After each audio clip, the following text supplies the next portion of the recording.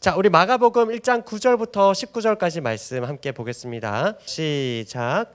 그때에 예수께서 갈릴리 나사렛으로부터 와서 요단강에서 요한에게 세례를 받으시고 곧 물에서 올라오실새 하늘이 갈라짐과 성령이 비둘기같이 자기에게 내려오심을 보시더니 하늘로부터 소리가 나기를 너는 내 사랑하는 아들이라 내가 너를 기뻐하노라 하시니라. 아멘.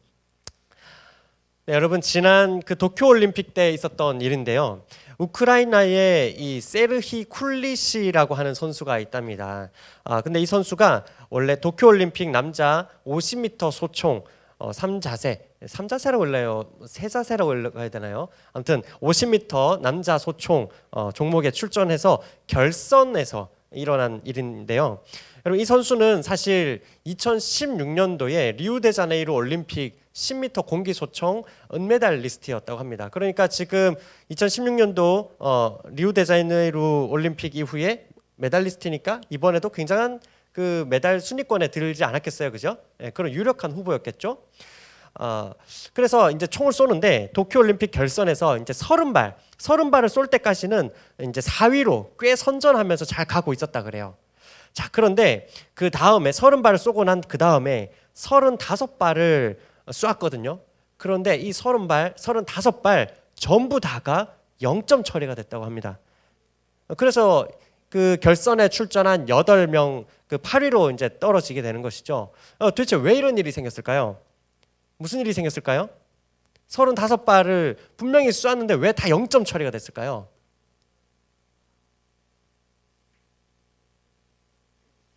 그쵸? 여러분 생각하는 여러분 그 알고 보니까 그 35발 전부를 다른 선수 표적지에다 쏜 거예요. 여러분 근데 이런 일이 아주 드문 일인데 아주 없지 않다 그래요. 2004년도 아테네 올림픽 남자 50m 소총에서도 50m에서 이런 일이 좀 생기네요. 똑같이 결선이었습니다. 그때도 2004년도에도 이때는 유력한 금메달 후보였답니다. 미국 국적의 애튜 에몬스라고 하는 사람인데 이 선수가 이제 마지막 한 발을 남겨놓고 있었대요. 그 마지막 한 발을 남겨놓고 2위 선수하고는 무려 3점밖에 차이가 안 나는 3점밖에 그러나 3점 이나 또 차이 나는 것이죠. 그런 상황에서 이 한 발을 남의 다른 선수의 표적지에 써가지고 또 8위로 추락하면서 메달을 놓쳤다 그래요. 여러분 뭡니까? 결국은 열심히 쏘더라도 방향이죠. 방향입니다. 여러분 우리가 20대에 정말 많은 것들을 준비하면서 참 분주하게 살아갑니다. 그렇죠? 우리가 준비해야 될 것들 참 많아요. 이것도 준비해야 된다, 저것도 준비해야 된다. 많이 일들이 있습니다. 여러분 이런 자격증도 필요하고 또 이런 스토리도 필요할 것 같으니까 그럼 스토리가 있으려면 뭔가 다른 경험이 있어야 되고 경험이 있어야 될 것 같으니까 또 여행도 가야 될 것 같고 그럼 여행이 됐건 인턴이 됐건 뭔가 국제구호든 NGO 단체 활동도 해야 될 것 같아요. 그렇죠? 수상 이력이 필요하다 그러면 또 여기에도 한번 응시해보고 저기에도 또 참여해봐야 될 것만 같아요. 여러분 그런 압박 속에서 실제로 발에 땀이 나도록 준비하는 사람도 있지만 또 어떤 경우에는 해야 되는데 하면서 마음만 바쁜 경우도 참 많죠. 여러분 여기서 우리가 한번 생각해 봐야 될 것 같아요. 여러분 무엇을 위해서 그렇게 열심히 무엇인가를 하고 있나요? 저와 여러분은 이 인생의 관역이 저와 여러분의 인생의 관역은 어느 관역을 향해서 우리는 달려가고 있는가요? 우리의 인생은 어느 표적지를 향해서 그렇게 돌진하고 있는가요? 여러분 오늘 이 기사로부터 오늘 본문을 볼 때 한 가지 생각할 건 이거예요. 우리가 교회를 다니면서 성경을 읽고 말씀 읽고 또 나누면서 죄라고 하는 단어를 참 많이 씁니다. 그렇죠? 그런데 여러분 사실 이 죄라고 하는 단어는 원래 이 단어의 원래 의미는 뭐냐면은 성경에서 표적을 빗나가는 것, 관역을 빗나가는 것, 화살을 쏘면 그 화살이 관역을 빗나가는 것, 그게 죄라는 단어의 본래 의미입니다. 무슨 말입니까? 성경은 하나님과 동떨어져서 하나님과 관계없이 하나님이라고 하는 하나님의 마음, 하나님의 뜻이라고 하는 그 표적지와 상관없이 살아가는 그 모든 것을 성경은 죄라고 하고 있다라는 거예요. 단순히 내가 도둑질을 했냐 안 했냐 이런 것 정도가 아니라 내 삶의 방향 자체가 그 표적지를 벗어나 있다면 그 모든 것은 다 죄라는 겁니다. 여러분 한번 생각해 보세요. 여러분 세상을 누가 만들었습니까? 여러분 이 세상은 누가 만드셨습니까? 하나님께서 만드셨습니다. 그렇죠? 하나님께서 만드셨습니다. 하나님께서 만드실 때는 이 창조의 디자인이 있다는 거죠. 그런데 여러분, 죄가 뭡니까? 하나님께서 만드신 본래의 모습을 떠나서 본래 도달해야 될 그 관역을 계속해서 벗어나는 상태, 그게 바로 죄라는 거예요. 하나님, 그리고 하나님 뜻의 마음을, 우리의 마음을 정조준하지 않고 계속해서 다른 것들을 정조준하면서 달려가는 것, 그런 일상의 우리 모든 모습, 그러한 것이 모두 죄의 모습이라는 겁니다. 죄의 상태라는 거예요. 한번 다른 예를 한번 들어볼게요. 여러분, 이제 이 핸드폰이 요즘 누구나 다들 가지고 다닙니다. 그죠? 자, 이 핸드폰을 제가 만약에 이 핸드폰을 만들었다고 생각해 보자고요. 자, 생각해 보세요. 그러면 여러분, 제가 이 핸드폰을 만들 때는 어떤 의도가 있지 않겠어요? 핸드폰 버튼을 만든다면 이 버튼이 어떤 기능을 하기 원한다라고 하는 의도가 있을 겁니다. 그러면 여러분, 간단하게 제가 볼륨 버튼을 누르면은, 여러분, 위로 올라가는 버튼을 누르면 어떤 현상이 일어나야 되나요? 음악을 들을 때. 그렇죠. 소리가 커져야 됩니다. 내리면은 소리가 줄어들어야 되죠. 그런데 볼륨 버튼을 누르는데 전원이 나간다라든지 뭐 이렇게 되면은 이제 문제가 있는 것이죠. 나는 소리를 줄이려고 내렸는데 갑자기 엄마가 여보세요? 너 어디니? 뭐 이렇게 갑자기 전화가 된다. 이러면은 상당한 문제가 되는 거 아닙니까? 여러분, 의도가 만든 입장에서 그 의도가 있는데 그 의도대로 이것이 작동하지 않는 것, 그건 우리는 일반적으로 고장이라고 말합니다. 여러분, 정상인가요? 아니죠. 고장입니다. 누구도 이 현상에 대해서 핸드폰의 인권을 존중해라, 이렇게 얘기할 사람 아무도 없지 않습니까? 왜 종료 버튼을 눌렀다고 해서 무조건 종료가 되어야 되느냐? 난 종료 버튼 누르면 화면 밝기가 더 밝아지고 싶다. 오늘 기분이 그래. 이런 핸드폰의 의견을 존중해라. 이런 의견을 제시할 사람 적어도 아무도 없는 것 같습니다. 지금 표정이 굉장히 저를 보는 표정이 싸늘하거든요. 네, 무슨 말도 안 되는 소리 하고 있냐라는 건데 바로 그 말입니다. 여러분, 핸드폰 입장에서도 굉장히 불행한 일이죠. 이것은 왜요? 의도된 대로 지금 작동하지 않기 때문에 쓸모가 없잖아요. 핸드폰 입장에서도 이건 자유해진 게 아니라 굉장한 불행에 빠져 있는 상태인 겁니다. 여러분, 이 핸드폰이 제대로 작동하기 위해서는 뭔가 설정이 다시 바로 잡히거나, 그게 하드웨어적으로든지 아니면은 소프트웨어적으로, 프로그램적으로 뭔가 설정이 다시 연결이 제대로 되든지, 여러분, 이렇게 연결이 바로 제대로 되지 않으면 이 핸드폰은 아무리 어떠한 동작을 하려고 해도 제대로 작동되지 않을 겁니다. 여러분, 이게 바로 죄의 상태예요. 하나님 말씀하시는 본래의 의도에서 계속해서 빗나가는 그 상태, 그게 바로 죄라는 겁니다. 오늘 내가 무슨 생각을 했느냐, 그것과 상관이 없는 겁니다. 여러분, 그런데 오늘 우리가 처음에 제가 소개했던 이 기사를 보면서 한 가지 더 눈에 들어오는 부분이 있었습니다. 그게 뭐냐면요, 이 쿨리시라고 하는 이 사람하고, 이 선수하고 인터뷰한 내용이에요. 한번 들어보세요. 쿨리시는 이렇게 말했답니다. 행복하지 않다.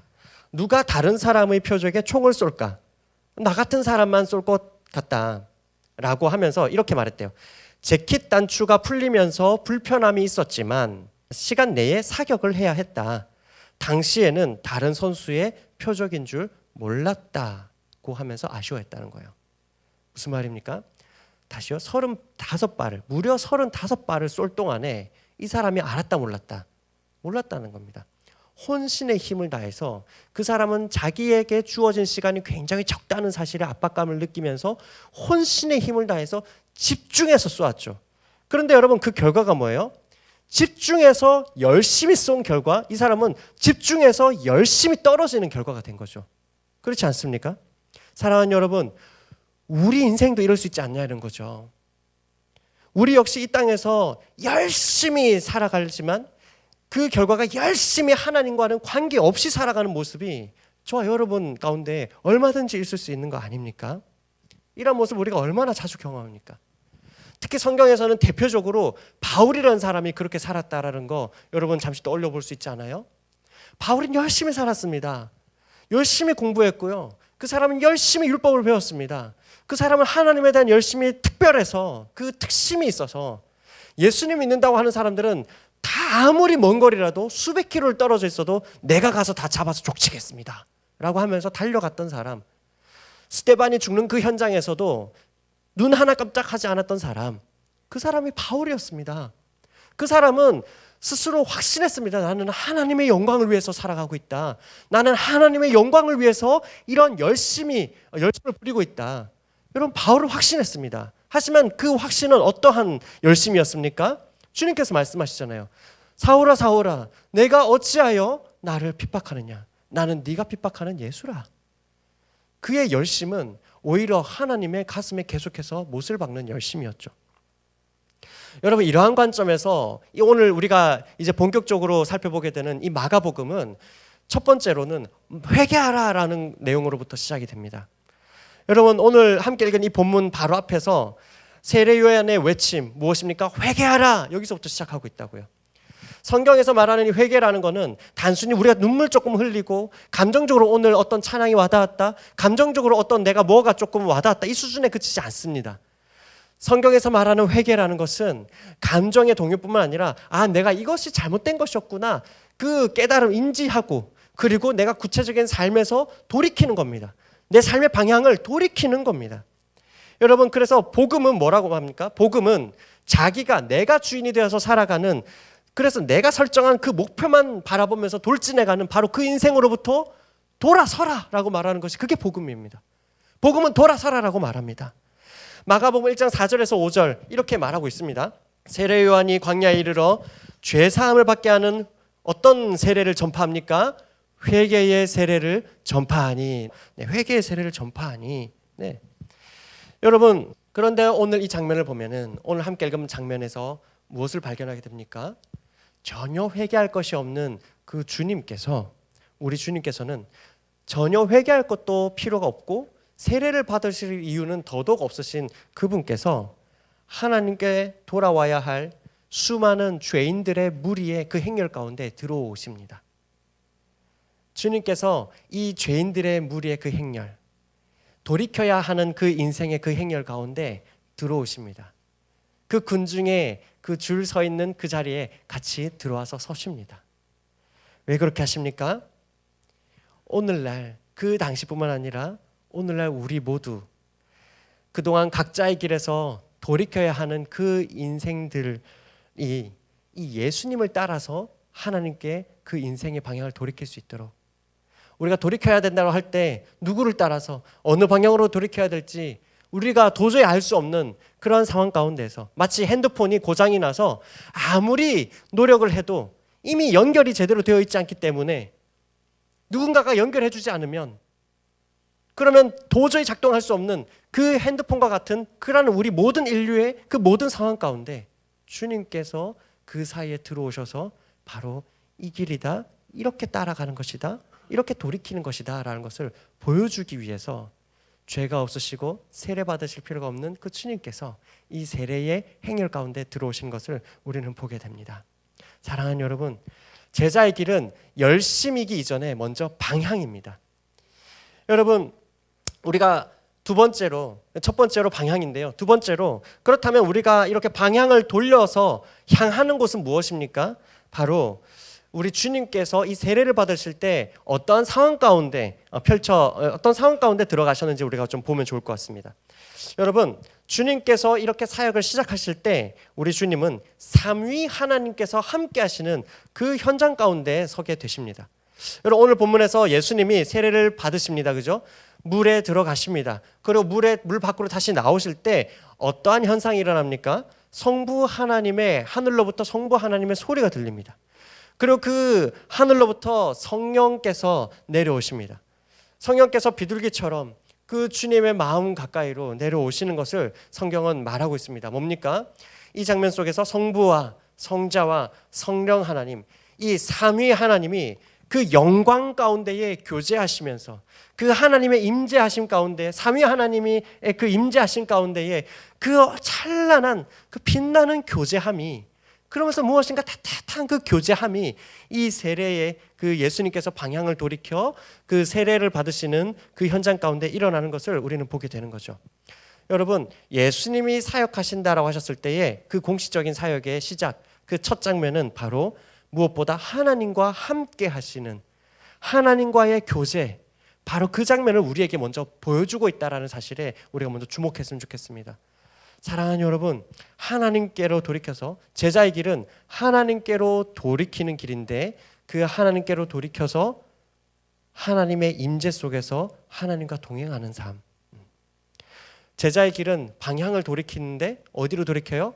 하나님과 동행하는 삶, 하나님의 임재를 사모하는 삶, 그 방향으로 우리는 돌이켜야 된다라는 겁니다. 여러분, 마지막 세 번째로, 그러면 이렇게 하나님과 동행하는 삶이라고 할 때 이 상황 가운데 무슨 일이 일어나는지 한 걸음 더 들어가서 하나만 더 볼까요? 뭐 여러 가지가 있지만 그중에 하나만 더 보고자 합니다. 그건 뭐냐면 바로 오늘 본문 10절입니다. 오늘 본문 10절 다 같이 한번 함께 읽어볼까요? 시작. 곧 물에서 올라오실새 하늘이 갈라짐과 성령이 비둘기같이 자기에게 내려오심을 보시더니, 자, 방향을 돌이켰습니다. 어디서부터 하나님의 임재가 시작됩니까? 바로 하늘이 어떻게 됐다고요? 갈라졌다라고 말합니다. 예수님께서 세례를 받으시고 올라오실 때에 하늘이 갈라짐으로써 삼위의 하나님의 임재하심이 비로소 그 주변 우리 모든 오늘 이 장면을 읽는 우리 눈에 들어오게 됩니다. 하늘이 갈라지면서부터 시작이 됩니다. 한번 생각해 볼 수 있죠, 여러분. 오늘은 구름이 하나도 없던데 얼마 전까지만 해도 구름이 빽빽하게, 그죠? 그런데 여러분 뭐 제주도를 가시고, 요즘에 제주도를 참 많이 가시더라고요. 제주도 혹은 뭐 강릉 이렇게 많이 가는데, 여러분 놀러 갔는데 구름이 빽빽하게 있어서 흐린 날씨인데 저기 한 줄기의 햇살이, 그죠? 구름을 찢고 쫙 내리쬐는 거 여러분 보면 어때요? 여러분 그런 장면 여러분 한번 보신 적 있죠, 그죠? 아마 그런 식이었던 것 같아요. 구름이 있는데 그 구름이 찢어졌답니다. 갈라졌답니다. 갈라지면서 성령께서 비둘기같이 내려오시더라라는 건데, 여러분 여기서 그냥 단순히 하늘이 열렸다 이렇게 표현하지 않고 마가복음에서는 이 장면을 의도적으로 갈라졌다라고 표현하고 있습니다. 여러분 갈라졌습니다. 갈라졌다라는 이 단어를 다르게 해석하면 찢어졌다라고 번역할 수 있습니다. 찢어졌다. 하늘이 찢어졌다라는 거죠. 여러분 단순히 열린 거는 어떻게 다시 무엇을 할 수 있습니까? 문이 열려 있다? 그럼 문을 다시 어떻게 하면 됩니까? 닫을 수 있습니다. 그러나 여러분 만약에 여러분 옷이 찢어졌다면 그것은 다시 닫을 수가 있습니까? 없습니까? 그럴 수가 없습니다. 열린 것은 닫을 수 있지만 찢어진 것은 다시 복구할 수가 없습니다. 여러분이 갈라지다, 찢어지다라는 단어가 마가복음에서 어디에서 다시 등장하느냐 하면 바로 예수님께서 십자가에서 달리실 때에, 그때 휘장이, 하나님과 인간을 가로막고 있던 그 휘장이 위로부터 아래로 쫙 갈라지더라라고 하는 그 동일한 표현으로 등장하게 돼요. 함께 읽어볼까요? 마가복음 15장 37절에서 39절 말씀입니다. 예수께서 큰 소리를 지르시고 숨지시니라. 함께 읽겠습니다. 이에 성소 휘장이 위로부터 아래까지 찢어져 둘이 되니라. 뭡니까? 방향을 돌이킬 때 하나님께서 임하시는 겁니다. 하나님께서 오시는 겁니다. 여러분 많은 종교는 인간이 신에게 도달하고자, 인간이 어떠한 상태에 도달하고자 노력합니다. 그래서 인간은 많은 노력을 합니다. 철학을 하기도 하고 많은 책을 읽기도 하고 자기 수행을 하기도 합니다. 때로는 이 인간의 인생이 어디로부터 어디로 가는가, 혹은 이 세상의 근본은 무엇인가, 이것을 과학적으로 혹은 합리적인 이성으로 인간은 그것을 끊임없이 시도합니다. 그런데 인간의 태도가 뭡니까? 늘 그것을 정복하고자 합니다. 심지어 훈련을 받는 경우에도 마찬가지고, 가끔 보다 보면은 우리 지체들 중에서 그런 친구들도 있습니다. 내가 성경을 한번 정복해버리라. 내가 하나님이라는 주제에 대해서 정복해버리라. 내가 이 인간의 구원과 인간의 영혼이라는 이 주제에 대해서, 영혼이라는 주제에 대해서 내가 정복해버리라. 인간은 그렇게 정복하려고 접근합니다. 하지만 성경을 통해서 바라보건대 인류의 역사상 정복할 수 있는 사람은 아무도 없습니다. 하나님은 정복당하실 수 있는 분이 아니세요. 오히려 우리는 망가진 그 핸드폰과 같이 무엇을 해도 하는 것이 다 죄가 될 수밖에 없는 그러한 인간이기 때문에 우리는 하나님으로부터의 은혜가 필요합니다. 하나님께서 다가와 주심이 필요합니다. 그래서 여러분 이 시간 제가 여러분과 함께 나누고자 하는 바는 이겁니다. 여러분 성경은 아무리 노력해도 우리는 이미 죄인이기 때문에 바로 그 늘 죄를 짓게 되는 그 인간을 위해서 먼저 우리에게 다가오신 그 하나님, 그 하나님에게로 우리의 인생의 방향을 틀어야 됩니다. 그 하나님과 함께 하는 것을 사모해야 됩니다. 그 하나님과 함께 하기를 구해야 합니다. 그 하나님과 함께 하기를 간절히 우리는 바라야 합니다. 여러분, 다시 한마디로 줄이면 관계라는 것이죠. 관계. 여러분, 신앙생활은 관계입니다. 신앙생활은 정복하는 게 절대 아닙니다.